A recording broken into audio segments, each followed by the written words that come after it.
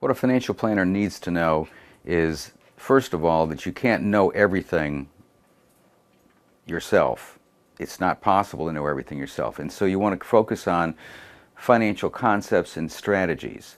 And they can't do everything. They're not an attorney. They're not a CPA.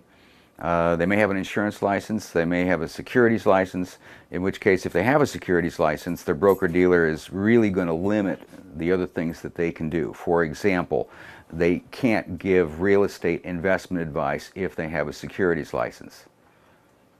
And although we do a lot of tax fact seminars, okay? In other words, I don't give tax advice.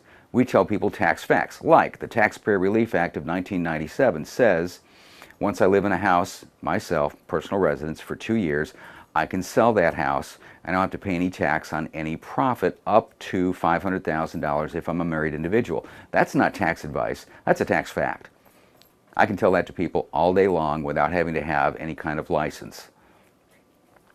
So what does a financial planner need? They need to know that, right?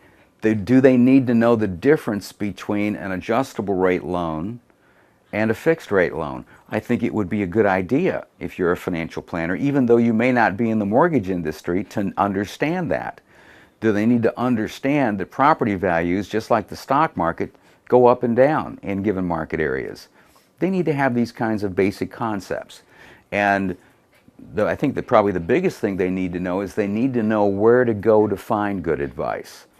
In other words, I have relationships with a business broker. I have relationships with real estate agents. I have relationships with various insurance companies that provide annuities and health insurance, disability insurance, life insurance. That's how people protect their assets, is with insurance.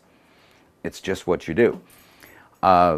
I also have my own personal experience and the walk that I have led, and as I mentioned, I was broken homeless at age 42. Things are dramatically different for us today.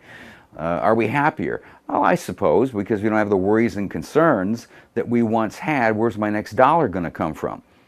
And it's very gratifying to me to be able to help other people that will let me, and understanding only 20% of the people are ready to be helped at any given point in time. Usually takes some sort of crisis for people to go, okay, I give up, I'll get some help, right? And even then sometimes they don't want to listen. Well, that's okay. We just go on to the next person and, thank you very much.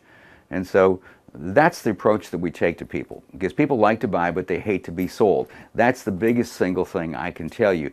If you simply let people know what their options are and show them some things that are probably outside their box, and they'll find something that they like that will probably be good for them. There's so many ways that you can help people that you're bound to find one or two that they're willing to embrace.